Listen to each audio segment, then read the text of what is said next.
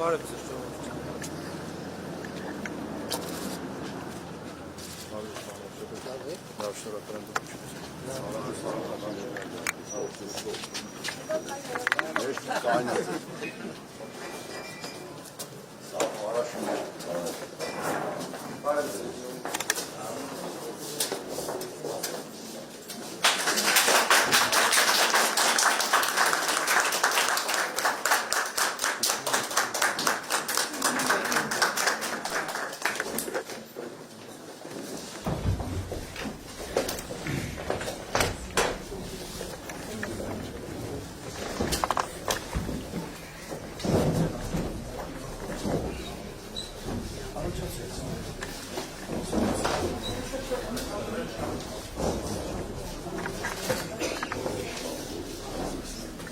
Համեցեք,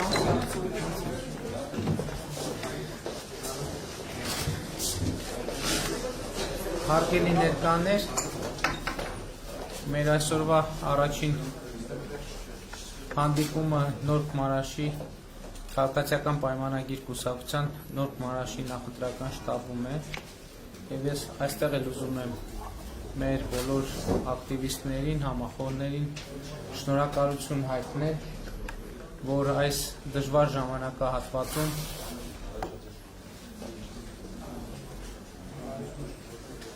կանգուն եք մնացել, ամուր եք մնացել եւ սա շատ կարեւոր է, հենց դա է մեզ ուժ տվել, որովհետեւ ճիշտ է մենք շատ վաղուց չենք հանդիպել կամ գուցե շատերի հետ ընդհանրապես չենք հանդիպել, բայց ձեր ամրությունը եւ հաստատակամությունը մենք զգացել ենք, ես ինքս զգացել եմ եւ այսօր շատերն են հարց տալիս, որ ոչ մի տրամաբանության մեջ չէր մտնում, որ այն ցավալի իրադարձություններից հետո, որ մենք ունեցանք, Հայաստանի գործող կառավարությունը կկարողանա պահպանել իր դիրքերը, խորհրդանական մեծամասնությունը կկարողանա պահպանել իր դիրքերը, քաղաքագիտական վերլուծություններ են արվում, թե ինչպես դա տեղի ունեցավ, իսկ դրա բացատրությունը գուցե այդքան էլ քաղաքագիտական չէ,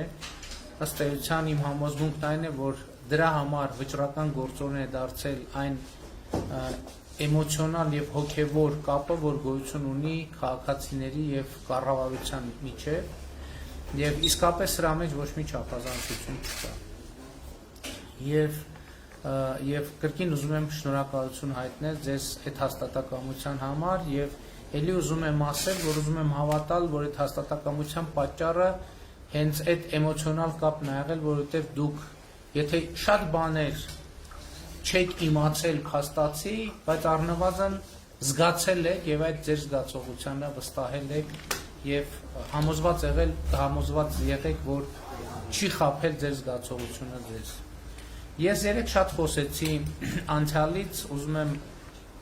այսօր խոսել ներկայից եւ ապագայից, ամենահրատապ խնդիրը, որ մենք այսօր ունենք, հայ-ադրբեջանական սահմանին տիրող վիճակն է եւ ուզում եմ հետեւյալ մի քանի արձանագրում անել, նախ եւ առաջ ուզում եմ ասել, որ իմ գնահատմամբ մենք հիմա շատ արագ դեէսկալացիայի հնարավորություն ունենք, որովհետեւ ես նախորդ անվտանգության խորհրդի նիստում ելույթ ունեցա եւ նաեւ վերջին օրերին մեր մի շարք գործընկերներ հանդես են եկել հայտարարություններով եւ ես ուզում եմ մեր բոլոր միջազգային գործընկերներին շնորհակալություն հայտնել իրավիճակին այդպիսի ուշադրությամբ հետևելու համար, ուզում եմ շնորհակալություն հայտնել Ռուսաստանի Դաշնության մեր գործընկերներին, ԵԱՀԿ Մինսկի խմբի համանախագահող մյուս երկրներին, Ֆրանսիային, Միացյալ Նահանգներին, Եվրոխորհրդարանին, Հնդկաստանին, Կանադային,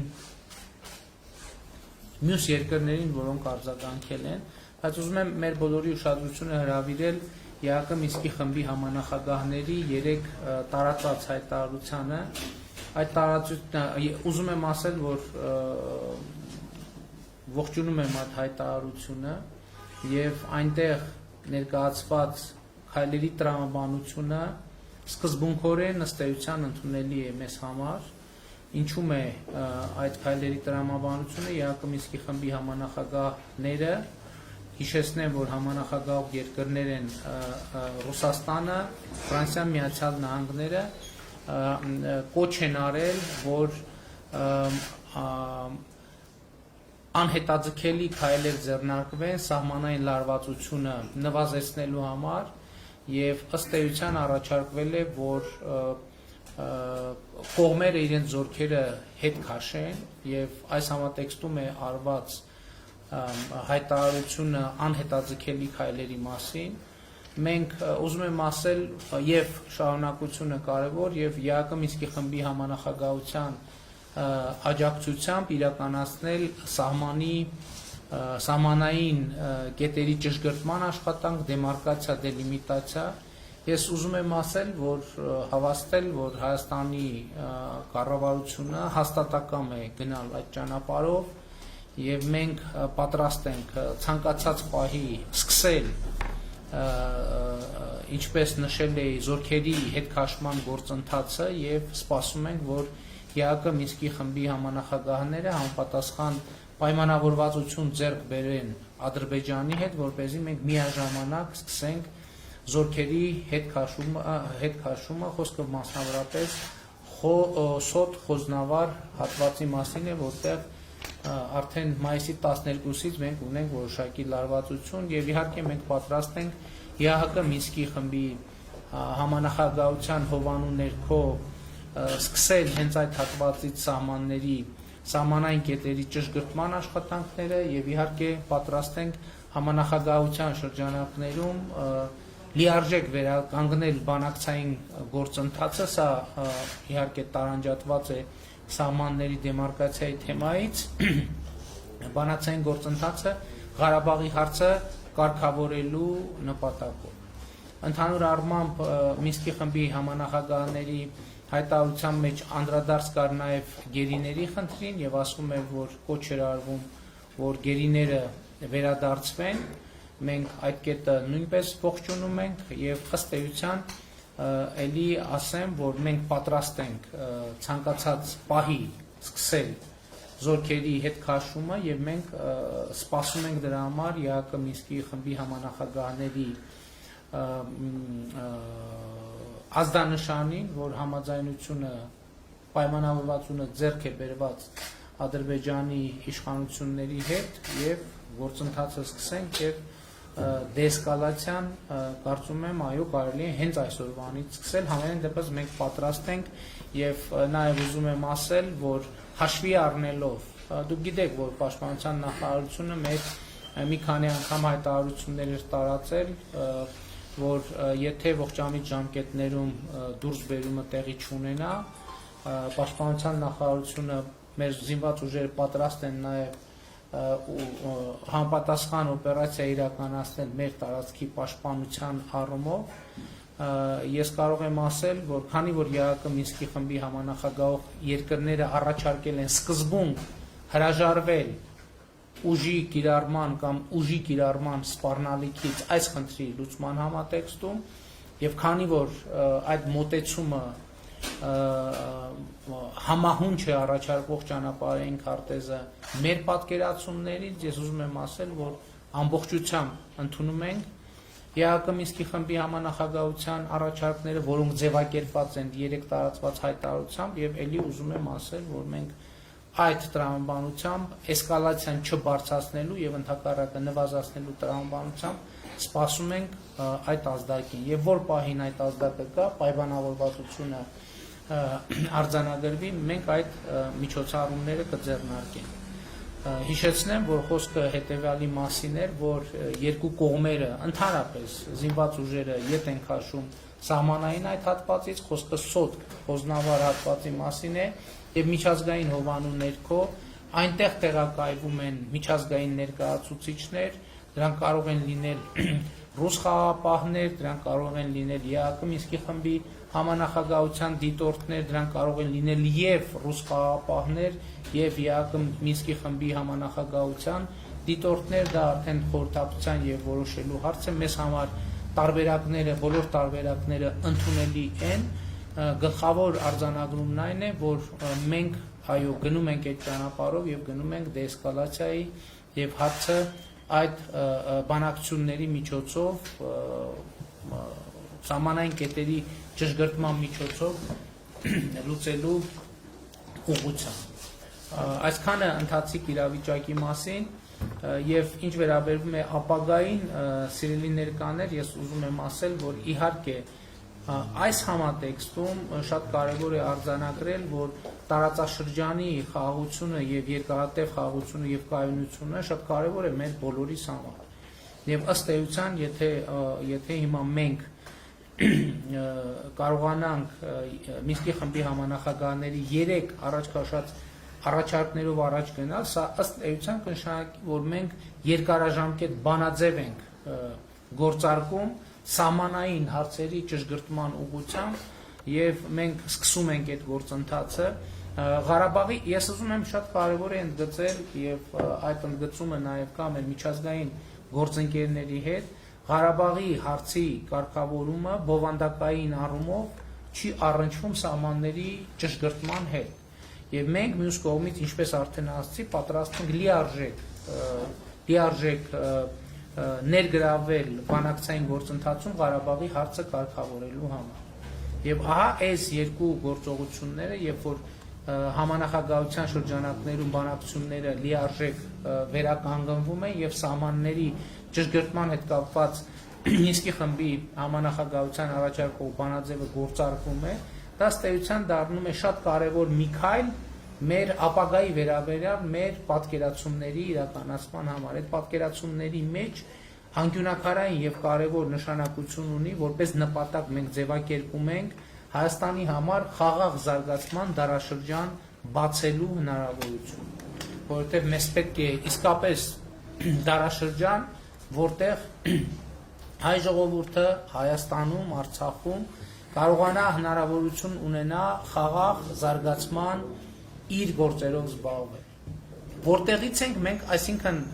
այս անվտանգային թեման ըստ էության պատկերացրինք եւ հասկացանք ուզում եմ ընդգծել որ անվտանգային համակարգի վերաբերյալ մեր պատկերացումները մենք արդեն հայտարարել ենք մենք մեր անվտանգության ոլորտում մեր թիվ 1 գործընկերը Ռուսաստանի Դաշնությունն է եւ Ռուսաստանի Դաշնության հետ ունենք միացյալ զորախմբի վերաբերյալ եւ միացյալ հակաօդային պաշտպանության համակարգի վերաբերյալ պայմանագիր եւ այդ պայմանագրերով անհրաժեշտ ընթացակարգերը պիտի անցնենք հավաքական անվտանգության պայմանագրի կազմակերպությունը մեր հիմնական անվտանգային համակարգն է որին մենք մասնակցում ենք եւ դա այդպես էլ պիտի շարունակի լինել շատ կարևոր է որ մեր սահմանային այս իրավիճակի հետ կապված մենք ողջունում ենք ԵԱՀԿ Մինսկի խմբի համանախագահության ակտիվացումը դա շատ կարևոր եւ լուրջ բաղադրիչ է ավելացնում մեր անվտանգային համակարգի մեջ եւ ահա այս բոլոր ուղղություններով մենք պիտի շարունակենք աշխատել մենք պիտի համագործակցենք նաեւ Իրանի Իսլամական Հանրապետության մեր գործընկերների հետ պետք է համագործակցենք տարածաշրջանային անվտանգության ապահովման հարցերում նաև Վրաստանի հետ եւ որպեսզի կարողանանք ապահովել երկարաժամկետ կայուն խաղաղություն տարածաշրջանի համար եւ ըստ էության խաղաղ զարգացման դարաշրջան երբ որ ասում ենք հայ ժողովրդի համար ըստ էության նկատի ունենք նաև որ ընդհանրապես տարածաշրջանի համար որովհետեւ այս համատեքստում տարածաշրջանը հնարավոր չէ առանձնացնել հիմա ինչպես ենք մենք պատկերացնում ընդհանրապես խաղաղ զարգացման այդ դարաշրջանը մեզ համար առաջնային խնդիրը որով մենք արդեն զբաղվել ենք եւ վերջին 3 տարիներին ահռելի աշխատանք է արվել առաջին հերթին վերաբերվում է կրթությանը ընդ որում ես ուզում եմ արձանագրել հետեւյալը որ կրթություն ասելով մենք նկատի ունենք հետեւյալը որ երեխան մանկահասակ տարիքից ըստ էության իր կրթական process-ը սկսվում է եւ մարդու կրթական process-ը չի ավարտվում ողջ կյանքի ընթացքում երեք կարծեմ Քանաքեր Զեյթուն համայնքի շտաբում տեղի ունեցած հանդիպման ժամանակ էր երբ որ օրինակ մեդիա գրագիտության թեման արծարծվում էր տեսեք մենք խոսում ենք հասուն կրթություն ունեցող մարդկանց մեդիա գրագիտության կարևորության մասին, դա էլ է կրթական կոմպոնենտ, որովհետև կրթությունը միայն այն չի, որ դասագրքը կարդում ես, հետո գնում գնահատական ես ստանում եւ այդպես շարունակ։ Բայց կոնկրետ մենք ինչ խնդիր ենք դրել։ Մենք 2018 թվականին նախընտրական ծրագրում ունեինք կետ, որ մինչև 2023 թվականը մանկապարտեզի տարիքի բոլոր երեխաներին պետք է ապահովենք հասանելիություն մանկապարտեզներին։ Եվ մենք այդ ծրագիրը ըստ էության արդեն շատ մեծ ծավալներով սկսել ենք, եթե դուք հետևում եք կառավարության նիստի աշխատանքներին, մենք արդեն իսկ սկսել ենք շատ մեծ ծավալներով այդ ծրագիրը իրականացնել, բայց հիմա քանի որ արտահերթ ընտրությունների շրջան է եւ ցիկլը երկարում է, մենք ասում ենք, որ առաջիկա 5 տարիների ընթացքում պետք է ապահովենք բոլոր երեխաների համար մանկապարտեզային տարիքի մեր բոլոր երեխաների համար պետք է ապահովենք մանկապարտեզին հասանելիություն հանրապետության բոլոր մարզերում եւ բնակավայրերում։ Եվ շատ կարևոր է արձանագրել, որ մենք ասում ենք, որ մանկապարտեզը եւ նախակրթարանը մի տեղ չի, որտեղ ծնողները ուղղակի տանում են X ժամից Y ժամը երեխային թողում գնում։ Երեխան պետք է այնտեղ ստանա կրթություն։ Բայց շատ կարևոր է, որ պետությունը իմանա, թե երեխային ինչ կրթություն է տրվում։ Այս է պատճառը, որ մենք բոլորովին վերջերս ընդունեցինք նախակրթության չափորոշիչը։ Նախակրթության չափորոշիչը հետևյալն է, ժողովուրդ ջան, երբ որ պետությունը դնում է ստանդարտ, թե երեխան, այս խմբի երեխան, այս տարիքային խմբի երեխային ինչ գիտելիքներ եւ հմտություններ պետք է հաղորդել, ինչպես պետք է դա անել եւ արդյունքները ինչպիսին պետք է լինեն։ Հաջորդ խնդիրը, որը մենք լուծում ենք, հետևյալն է, որ մանկապարտեզների նախակրթարանների ուսուցիչ դաստիարակները պետք է ունենան որակավորում։ Երկար ժամանակ մենք այսօր մանկապարտեզներում եւ նախակրթարաններում ունենք բազմաթիվ բարձր որակի մասնագետներ, բազմաթիվ, բայց մենք հիմա չունենք մի իրավիճակ, որ բացառել ենք ոչ պատշաճ որակի մասնագետների մուտքը նախակրթարան։ Գիտեք ժողովուրդ, մենք այս վերաբերմունքը մի քիչ պիտի փոխենք։ Մենք շատ դեպքերում դե մանկապարտեզա լավ ընդունենք մեր երեխուն, մեր բարեկամին, ընդունենք աշխատանքի, դե գնա գա գոնե տնից դուրս գա եւ այլն։ Սա գիտեք ինչ, այս վերաբերմունքից պետքա դուրս գա, որտեղ եթե պրոֆեսիոնալ հմտություններ չունեցող դաստիարակն է շփվում երեխայի հետ, դա այդ երեխայի հասուն տարիքում ունենում է իր արտահայտությունը, պարտադիր, ու այդ արտահայտությունը նեգատիվ է։ Եվ մենք պետք է շատ խիստ լինենք, հասկանում եք, երբ որ մենք տեսնենք, որ ասենք օրինակ երեխայի նկատմամբ որևէ մեկը բռնություն է գործադրում, կամ երեխային վատ խորհուրդ է տալիս, մենք դա չենք հանդուրժի, չէ՞։ Բայց մյուս կողմից մենք պետք է ապահովենք, որպեսզի մեր նախակրթարաններում, մանկապարտեզներում լինեն պատշաճ որակյալ դաստիարակ ուսուցիչներ։ Եվ հիմա մենք սրա համար ինչ մեխանիզմ ենք գործարկում։ Մենք սրա համար գործարկում ենք պարտադիր ատեստավորման մեխանիզմը։ Մենք ինչ ենք ասում։ Ասում ենք, որ բոլոր այն ուսուցիչ դաստիարակները, որոնք այսօր աշխատում են նախակրթարաններում, պետք է ատեստավորվեն։ Ընդ որում, ով ատեստավորվեց, իրենց աշխատավարձերը պիտի բարձրանան։ Այսինքն մարդ եկավ իր որակավորումը հաստատեց, մենք դպրոցներում արդեն սկսել ենք, այս անցնում ենք արդեն մանկապարտեզ, դպրոցներում ինչ ենք անում։ Հիմա սկսել է որակավորումը, նրանք ովքեր որակավորումը անցան, այս փուլում 5 առարկաների ուսուցիչներ։ Նոյեմբերից 30-ից 50% աշխատավարձերը բարձրանալու են։ Արդեն այդ ծրագիրը գործում է։ Նույնն էլ մենք պետք է անենք նախակրթարաններում։ Եկավ անցավ որակավորումը, 30-ից 50% աշխատավարձը պետք է բարձրանա։ Հիմա հարց, բան նրանք ովքեր չանցան որակավորումը։ Նրանք ովքեր որակավորում չեն անցնում, մենք եւս 2 անգամ նրանց հնարավորություն տալիս ենք։ Անիկը եւս 2 անգամ նրանց հնարավորություն ենք տալու որակավորվել եւ բարձրացնել աշխատավարձը իրենց։ Այսինքն մարդը կարող է մինչեւ այդ պահանջները չեն եղել եւ այլն եւ այլն։ 2 անգամ, երկրորդ անգամ չստացվեց, երրորդ հնարավորությունն ենք տալիս։ Երբ որ երրորդ անգամ էլ չստացվեց, մենք օգնում ենք, որ մարդը գտնի այլ աշխատանք։ Բայց մենք ասում ենք կներեք, այս պարագայում մենք մեր երեխաների ապագան չենք կարող ձեզ վստահել։ Եվ այս տրամաբանությամբ մենք աշխատում ենք եւ ինչ հարց ենք լուծում։ Նախ դաստիարակ ուսուցիչի աշխատանքը լինում է ոչ թե մի աշխատանք, որտեղ ուղղակի մեր բարեկամներին ընդունում ենք, որ յոլա գնանք, այլ դա լինում է պատշաճ վճարվող աշխատանք, որը հեղինակություն ունի այդ աշխատանքը։ Այսինքն այս որակավորումներով, ընդ որում այս առաջի ցիկլը ավարտելով, ենթադրենք հանրապետության բոլոր դաստիարակ ուսուցիչները որակավորվեցին։ Աշխատավարձերը բարձրացան։ Մենք դրանից հետո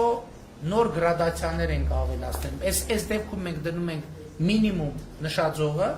հետո սահմանելու ենք ավելի բարձր նշաձողեր, որպեսզի համոզվենք, որ մի նշաձողից ցածր մակարդակ ունեցող դաստիարակ չկա, իսկ նրանք, ովքեր ձգտում են իրենց որակավորումը բարձրացնել, սա պիտի նշանակի, որ նաև իրանք իրենց աշխատավարձն են բարձրացնում։ Եվ արդյունքում ուսուցիչ դաստիարակի աշխատանքը կդառնա լուրջ վճարվող, լուրջ աշխատանք։ Մենք կհասկանանք, որ այս մարդիկ,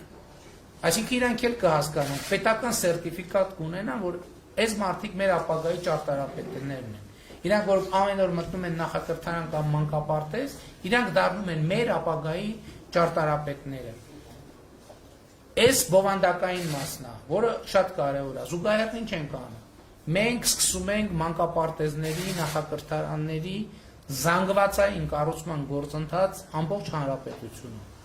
Բայց խնդրեմը մենակ մանկապարտեզի շենքը կառուցելը չի, որովհետև խնդրեմներից մեկը բովանդակությունն է, թե շենքի ներսում ինչա տեղ ունենում, երկրորդը շենքի ֆիզիկական ստեղծումը։ Շենքի ֆիզիկական ստեղծումը կառավարությունը վերցնում է իր վրա։ Այսինքն մենք միջոցներ ենք դնելու, որպեսզի կառավարության միջոցներում, համայնքներում, Երևանում եւ մարզերում ստեղծենք այդ մանկապարտեզները։ Եվ մենք զանգվածային ծրագիր ենք սկսելու։ Զանգվածային ծրագիրը սկսելու ենք հետեւյալ տրամաբանությամբ։ Հիմա նշաձող ենք դրել այն համայնքները, որտեղ 100 երեխա կա։ Այսինքն մանկապարտեզները կարող են 100 երեխայով ապահովել։ Սկսում ենք 100 եւ ավելի երեխաներ ունեցող համայնքներից, բայց կա նաեւ ուրիշ խնդրեմ։ Բա շենքը կառուցվեց։ Բա հետագայում այդ դաստիարակների աշխատավարձերը, որոնք առավել եւս բարձրանում են, բա ո՞նց է վճարվելու։ Բա այդ մանկապարտեզի կոմունալ ծախսերը եւ այլ ընթացիկ ծախսեր ո՞նց են վճարվելու։ Մեր այսօրվա տրամաբանությունն է, որ այդ գործը իրանց վրա պետքա վերցնեն համայնքները։ Այսինքն Երևանի պարագայում Երևանը, Գյումրիի պարագայում Գյումրին, ասենք ենթադրենք Դավիթ Բեկը Կապանի, չէ՞ Կապանի։ Հա, օրենսդրորեն էլ իրանց ֆունկցիան է։ Բայց մենք ունենք խնդրեմ, որ մեր համայնքների բյուջեների, այսինքն ոչ թե ունենք խնդրեմ, քանի որ մենք ուզում ենք, որ իրանք այդ գործը անեն, մենք խնդիր ունենք հնարավորություն ստեղծել, որպեսզի համայնքների բյուջեների հնարավորությունները մեծանան, այսինքն հենց անենք, որ եթե համայնքի բյուջեն 100 դրամ է, դառնա 300 դրամ, որ այս նոր ծախսերը, որը ռազմավարական ներդրում է մեր ապագայի մեջ, դա ռազմավարական ներդրում է մեր ապագայի մեջ, կարողանա հոգալ։ Դրա համար մենք ինչ արեցինք, դրա համար մենք գույքահարկի ամբողջ համակարգը փոխեցինք։ Ես ուզում եմ բոլորիս ուշադրությունը հրավիրել եմ փաստի վրա, որ գույքահարկը վճարվում է համայնքի բյուջե։ Այսինքն օրինակ Դդմաշեն համայնքի գույքահարկը ձևավորված գնում է Դդմաշեն համայնքի բյուջե։ Խոշորած կացա Դդմաշենը թարավորվում։ Հիմա մենք գույքահարկերի համակարգը փոխեցինք այնպես, որ համայնքների բյուջեները մեծանալու հնարավորություն ունեն։ Եվ մենք փոխեցինք եւ մենք հիմա կապը դնում ենք նաեւ այս կրթական ռեֆորմի հետ, որպեսզի քաղաքացին գույքահարկ վճարելիս գույքահարկը հիշեց անշարժ գույքի հարկի մասին է, տան հարկ եւ այդ հարկերի մասին է, հարկ վճարելիս ինքը չմտածի ասի արա էլի էս սրանք մեզ թալանում են, այլ ինքը հասկանա, որ ինքը այդ ներդրումը անում է, որ իր երեխան, իր թոռը գնա պատշաճ կրթություն ունենա ստանա մանկապարտեզում, բայց պատշաճ կրթություն մանկապարտեզում ի՞նչ է նշանակում, սիրելի հայրենակիցներ։ իհարկե մենակ մանկապարտեզում չէ, սա կշարունակեմ ցանկը։ Կրթության, նորմալ կրթություն տալ մարդուն ի՞նչ է նշանակում։ Նշանակում է մարդուն ապահովագրել առաջին հերթին աղքատությունից։ Աղքատությունից ապահովագրել, որովհետև մարդը պատշաճ կրթություն ստանալ ինքը նշանակում է, չեմ ասում, որ ինքը ճոխության մեջ է ապրելու, բայց իրեն մենք առնվազն օգնում ենք, որ ինքը խուսափի աղքատությունից։ Եվ հետևաբար, այո, այդ գույքահարկը քաղաքացին պետք է վճարի, եւ ես երեք ասեցի, ապագայի հետ կապված մեր կարևորագույն մոտեցումը այն է, որ քաղաքացին հարկ վճարելիս չպետք է մտածի, թե ինքը այդ հարկը տալիս է ուրիշին, որովհետեւ եթե մենք ունենք չկոռումպացված իշխանություն եւ մենք կոռուպցիայի դեմ պայքար ունենք եւ մենք ունենք հստակ խնդիր պետական միջոցների ծախսման արդյունավետությունը բարձրացնելու, այդ հարկը քաղաքացին երբեք ոչ մի պարագայում ուրիշին չի տալիս։ Այդ հարկը քաղաքացին տալիս է ինքը իրեն, ուղղակի իր գրպանից, մի գրպանից դնում է այն ընդհանուր գրպանի մեջ, որի ծախսման արդյունքում իր համար կառուցվում է ճանապարհ, իր երեխայի համար կառուցվում է մանկապարտեզ, իր երեխայի համար կառուցվում է դպրոց, իր համար, իր ընտանիքի անդամների համար կառուցվում է հիվանդանոց, ապահովում է անվտանգություն եւ այդպես շարունակ։ Հիմա հետեւաբար այս գույքահարկի համակարգի ամենակարևոր լեգիտիմությունը այն է, որ մենք այս մանկապարտեզների զանգվածային բացման այս գործընթացը պետք է ֆինանսապես ապահովենք։ Հաջորդ խնդիրը վերաբերում է դպրոցին։ Էլի դպրոցում մենք երկար տարիներ սիրելի հայրենագիտներ ունեցել ենք խնդրեմ։ Ամենամեծ խնդրեմ եղել է դպրոցի քաղաքականացվածությունը, որ երեխեքից ընտրություն, ցուցակ եւ այլն, որը անթույլատրելի է եւ օրենքով եւ բարոյապես, բայց մենք չենք նկատում դրա հարակից էֆեկտը։ Այդ էներգիան, որ ծախսվում է այդտեղ, երեխային կտրում է կրթությունից։ Եվ մենք դպրոցում անում ենք նույն գործընթացը։ Առաջի խնդիրը պետությունը պետք է հստակ պատկերացում ունենա, թե դպրոցում երեխային ինչ են դասավանդում։ Դրա համար մենք երկար բանավեճերի միջոցով ընդունեցինք կրթության չափորոշիչը։ Դա նրա մասին է, որ պետությունը դնում է ստանդարտ։ Ընդ որում այդ ստանդարտի մեջ դպրոցները ընտրության հնարավորություն ունեն, բայց իրանց ընտրության հնարավորությունները անսահմանափակ չեն։ Պետությունը ասում է, այս սահմանների մեջ դպրոց դու ընտրի երեխա եւ ծնողի հետ համագործակցությամբ ընտրի, թե ինչ ես ուզում դասավանդես, բայց այդ դասավանդումը պետք է լինի այս որակի։ Այս կրթական չափորոշիչը։ Հաջորդ խնդիրը էլի բովանդակային է։ Մենք օրինակ խնդիր ունենք, որ ուսուցիչների աշխատավարձերը բավարար չափով բարձր չեն։ Բայց մյուս կողմից մենք ահռելի գումարներ ենք ծախսում կրթության ոլորտի վրա։ Եվ մյուս կողմից, այո, մենք 2019 թվականին համատարած բոլոր ուսուցիչների աշխատավարձերը բարձրացրեցինք։ Եվ մենք շատ դժգոհություններ ունեինք, երբ որ բարձրորակ ուսուցիչները ասում էին, լսեք, ես իմ պրոֆեսիոնալ բարձր մակարդակով իմ աշխատավարձը նույնքան է բարձրանում, ինչքան են սկսնակինը, որը հենց նոր է սկսել այդ աշխատանքով զբաղվել։ Դրա համար մենք ինչ արեցինք։ Մենք որոշեցինք, որ էլի կապենք աշխատավարձի չափը որակավորման հետ։ Որակավորման հետ կապելու մեթոդը էլի նույնն է, ինչ որ նախակրթարների դեպքում եւ արդեն գործարկվել է։ Ուսուցիչը այս պահին 5 առարկաներ են, ես հիմա կարող եմ 1-2-ի մեջ սխալվեմ, բայց հիմնականում հայոց լեզու, մաթեմատիկա, ֆիզիկա, հայ գրականություն եւ օտար լեզու, եթե չեմ սխալվում։ Այս փուլում հարաբերության բոլոր ուսուցիչներին, այս ուղղությունների մենք հրավիրում ենք, ասում ենք, ով հայտ է ներկայացնում, որ նոյեմբեր ամսից իր աշխատավարձը 30-ից 50%-ով բարձրանա, ով ուզում է, որ կամավոր բարձրանա, մենք հրավիրում ենք իրանց ատեստավորումը։ Ով ատեստավորումը եկավ հանձնեց եւ իր որակավորումը սահմանեց, վերահաստատեց, նոյեմբերից աշխատավարձերը 30-ից 50% բարձրանում։ Սա արդեն գոյություն ունեցող process է։ Հաջորդ փուլում էլի նախակրթության ոլորտում գոյություն կունենա կամավոր եւ պարտադիր։ Եվ իհարկե բնականաբար կամավոր պրոֆեսիոնալները կշտապեն, որ արագ օր առաջ իրենց աշխատավարձը բարձրանա։ Եվ այստեղ էլ երբ որ մենք էլի բոլորին կտանք 2-3 հնարավորություն։ 2-3 հնարավորության, որ ինչի համար, որպեսզի մենք երաշխիք ունենանք, որ մի նշաձող կա, որից ցածր որակավորում ունեցող ոչ մի ուսուցիչ մեր դպրոցներ չի մտնի։ Եվ այս տրամաբանության մեջ մենք կաշխատենք եւ արդյունքում ինչ կստանանք, որ դպրոցներում կլինեն միայն որակյալ ուսուցիչներ եւ մենք մեխանիզմ կստեղծենք, որպեսզի ուսուցիչների աշխատավարձը շարունակաբար բարձրանա։ Եվ որակական շատ լուրջ խնդիր կլուծենք։ Հաջորդ հարցը, որը մենք պիտի լուծենք, դպրոցների շինարարության ծրագիրն է, որը մենք էլի իրականացնում ենք, այդ թվում գյուղական համայնքների շատ մեծ ուշադրություն ենք դարձնում։ Եվ եթե էլի հետևել եք կառավարության նիստի աշխատանքներին, վերջին նիստերում 5, 10, 15 համայնքներում մենք դպրոցների կառուցման ծրագրեր ենք իրականացնում եւ այս ընթացքում էլ եթե հիշողությունս չի դավաճանում 100-ից ավել դպրոցներ եւ 200-ի մոտ դպրոց եւ մանկապարտեզ արդեն նորոգել, հիմնանորոգել կամ կառուցել են։ Եվ այսինքն մենք այստեղ լուծում ենք կրթության ոլորտում ֆիզիկական ենթակառուցվածքի եւ բովանդակային ենթակառուցվածքի հարց, ինչա սա նշանակում։ Սա է այն փոփոխությունը, որ մեր երկրում բերելու է որակական փոփոխությունների, որովհետեւ պատշաճ կրթություն ստացող երեխաները հետագայում նաեւ մենք գիտենք, որ ընդունել ենք նաեւ բարձրագույն կրթության եւ գիտության մասին օրենք,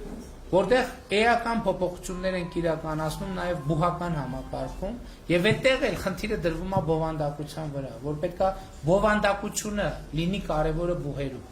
որպեսզի երբ որ այս 3 համակարգերով մարդը անցնի, մենք իրեն տանք, այստեղ իհարկե շատ կարևոր է նաև մասնագիտական կրթությունը, մենք իրեն հնարավորություն տանք, մենք կրթությունը ինչ է, կրթությունը մարդուն պատրաստում ենք հետագա կյանքի։ Եվ այդ կրթության նպատակը նաև այն է, որ մարդը ոչ կարողանա ոչ միայն ինքը իր բարեկեցությունը ապահովել, այլև իր ներդրումը ունենալ, իր ավելի որակյալ ներդրումը ունենալ երկրի զարգացման գործում։ Եվ էսա ապագայի վերաբերյալ մեր կարևոր եւ առանձնահատուկ պատկերացումներից մեկը,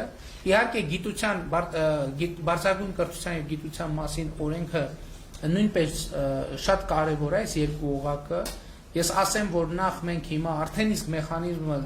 գործարկել ենք, որ մինչև 2025 թվականը շատ էական եւ լուրջ փոփոխություն տեղի կունենա գիտաշխատողների աշխատավարձի մեջ եւ ընդհանրապես գիտության ֆինանսավորման ոլորտում եւ սա արդեն սկսված ծրագիր է եւ ընդհանրապես գիտության ֆինանսավորման ոլորտում բարձրագույն ուսումնական հաստատությունների պարագայում նույնպես փոփոխություններ կլինեն, բայց ես ուզում եմ ձեր ուշադրությունը հրավիրել հետեւյալ խնդրի մասին։ Տեսեք, այսօր Հայաստանի Հանրապետությունում չկա ուշադրություն դարձրեք ոչ մի բու, ոչ թե կան քիչ են, այլ չկա ոչ մի բու, որի շենքային պայմանները ապահովեն այսօրվա ժամանակակից միջազգային ստանդարտների։ Մենք խնդիր ենք դրել, որ մենք պետքա Մենք խնդիր ենք դրել, որ պետք է բուհերի ռեյտինգներում մինչև 2050 թվականը առնվազն 2 բուհ ունենանք, հայաստանյան բուհ ունենանք ռեյտինգային համակարգում միջազգային։ Այդ ռեյտինգային համակարգերի մեջ շենքային պայմանները ամենակարևոր հատվածն են եւ այստեղից գալիս է գաղափարը, քանի որ մեր շատ դեպքերում շենքերի ընդլայնման եւ լավարկման հնարավորություններ չկան բուհական համակարգերի, որտեղ բոլորը գտնվում են կամ մեծ մասը Երևան քաղաքի կենտրոնում, իսկ Երևան քաղաքի կենտրոնը արդեն գեր ծանրաբեռնված է շինություններով եւ այլն։ Այդտեղ գաղափար կա Երևանից դուրս ստեղծել ակադեմիական քաղաք, որտեղ կսկսվեն կամած բուհեր ձևավորվել, շենքեր բուհական, որոնք կհամապատասխանեն ժամանակակից բոլոր չափանիշներին։ Ես ձեզ մենակ մի օրինակ բերեմ, որ օրինակ մեր բուհական համակարգում այսօր մարզական ենթակառուցվածք ունեցող ոչ մի բուհ չկա, պատշաճ մարզական ենթակառուցվածք ունեցող։ Եվ նաև այլ չափանիշներին, զուտ ակադեմիական չափանիշներին համապատասխանող ոչ մի բուհ գոյություն չունի։ Եվ հետևաբար սա մի քիչ ավելի երկարաժամկետ ծրագիր է։ Սա այն մյուս դեպքերը, ինչ որ ասեցի, Ես վստահ եմ, որ առաջիկա արդեն իսկ սկսվել է եւ գիտության ֆինանսավորման ոլորտում, եւ հանրակրթության բարեփոխումներ, եւ նախակրթության բարեփոխումներ։ Ես վստահ եմ, որ մենք առաջիկա 5 տարում այս բոլոր ուղղություններով արդեն առնվազն շատ լուրջ արձանագրումներ կունենանք։ Ակադեմիական քաղաքի մասը ինքը ավելի երկարաժամկետ գործընթաց է, որովհետև ինքը ունի բազմաթիվ պարամետրեր եւ մենք հույս ունենք, որ այս ծրագիրը կիրականացնենք նաեւ մեր միջազգային գործընկերների ներգրավմամբ։ Հիմա օրինակ Հայաստանում կա խնդիր, ֆրանսիական համալսարանը ուզում է կառուցի իր շենքը։ Հայաստանում կա Մոսկվայի պետական համալսարանի մասնաճյուղ, որը գտնվում է Երևանի կենտրոնում, բայց ոչ այնքան կրթական միջավայրում։ Հայաստանում կա ամերիկյան համալսարան, որը նախկին ոչ կրթական շենքում տեղավորված է, բայց իր պայմանները միևնույնն է չեն համապատասխանում, որովհետև այնտեղ եթե իրանք ուզենան զարգանան, եկա տարածք չկա ուղղակի, շատ մեծ բարդությունների կհանդիպեն։ Հիմա ամենակարևոր խնդիրը, որ մենք կարող ենք լուծել, հետևյալն է, որ մենք գտնենք ճիշտ տեղ, ճիշտ հողատարածք եւ օրինակ առաջարկենք մեր գործընկերներին եւ օրինակ Երևանյան բուհերից մեկն է,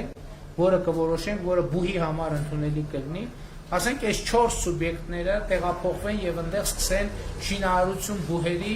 բոլոր պայմաններով։ Իհարկե որոշակի ստանդարտներ կան, օդանավակայանից հեռավորություն։ Մենք ճանապարհ նույնպես պետք է կառուցենք, այդ պետական ենթակառուցվածքները կառուցենք եւ կարող ենք հենց այս հիմքի վրա ունենալ այսպիսի ակադեմիական քաղաք, հետագայում որ բուհը կուզենա տեղափոխվի այդտեղ, իսկ մեր խնդիրն է այնպես կազմակերպել process-ը, որ այնտեղ տեղափոխվելը լինի ցանկալի։ Այսինքն հեղինակությունը այդտեղը, որ բուհը այդտեղը արդեն իր հեղինակությունը եւ գրավչությունը ավելի բարձրացնի եւ այդ հարցը մենք այսպես լուծենք։ Ես ըստ էության համառոտ ներկայացրի կրթական ոլորտում մեր բարեփոխումների պատկերացումները եւ ուշադրություն դարձրեք, որ նախակրթարանից ընդ որում մենք կարծում ենք, որ կրթությունը պետք է մենք պայմաններ ապահովենք, որպեսզի մսուրային տարիքից երեխան, գիտեք ինչ, երբ որ երեխան սկսում է խոսել, ինքը սովորում է բառեր, դա կրթական process է, այսինքն այդ կրթական process-ը բնական կրթական process-ը կազմակերպել է այնպես, որ ինքը լինի մաքսիմալ արդյունավետ։ Մենք այս նախակրթարանից մինչև բարձրագույն ուսումնական հաստատություն այս ծրագիրը ունենք եւ այդ ծրագիրը ըստ էության մի մեծ մասով արդեն իսկ իրականացման փուլում է։ Ես ուզում եմ մի տվյալ այս բանին ուղղակի հրապարակեմ, որպեսզի նաև մենք իրավիճակը տեսնենք։ Ուրեմն 2019 թվականին հետազոտությունը արվել, որի արդյունքներով պարզվել է, որ 2018 թվականի դրությամբ մինչև 10 տարեկան դպրոցական տարիքի երեխաների 35%-ը չի տիրապետում ընթերցանության կանոններին։ Հասկանում եք, 2018 թվականի դրությամբ 2018 թվականի դրությամբ հետազոտությունը արվել է ամփոփվել է, այո 2018-19 թվականի դրությամբ մինչև 10 տարեկան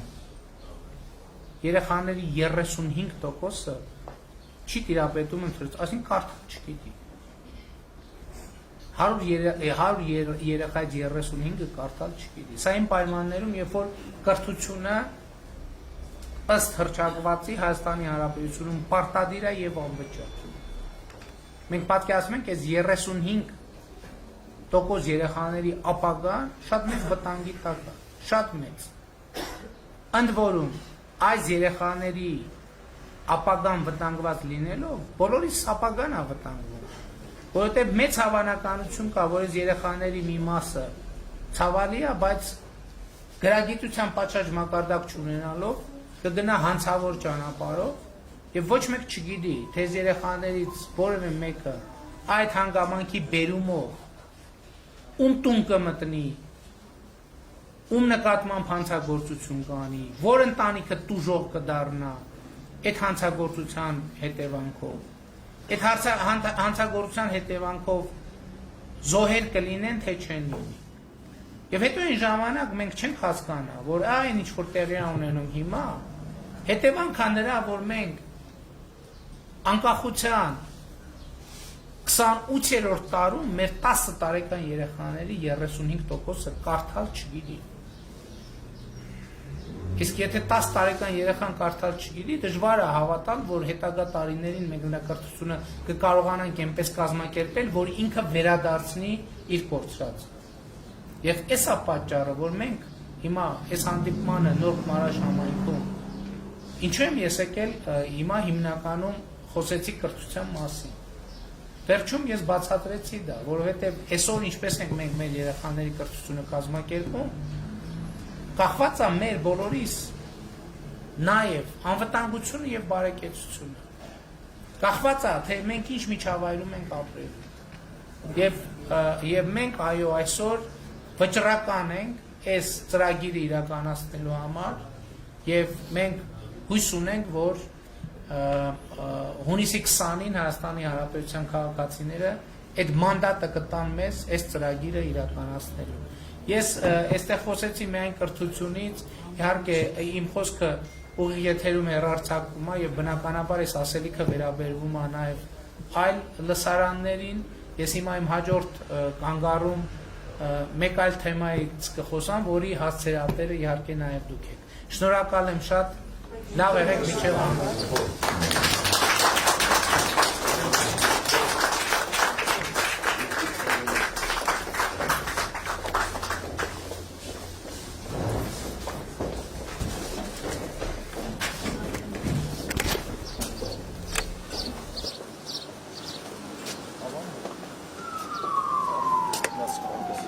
Nasıl?